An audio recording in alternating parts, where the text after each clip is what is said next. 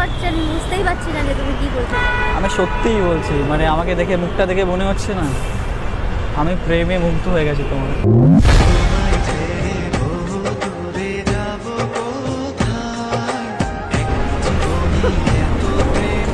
মানে যবে থেকে এই আমার ফোনে তোমার নাম্বারটা এসে আমার ফোনটা হ্যাং করা শুরু হয়ে গেছে, এখন আমার মনে না আসলে আমার মনটাও হ্যাং করা শুরু করে দিচ্ছে।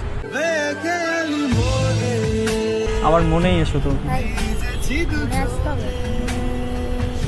অন্য কোথাও যেতে পারো, বাট এখন তুমি মনে আসতে পারো।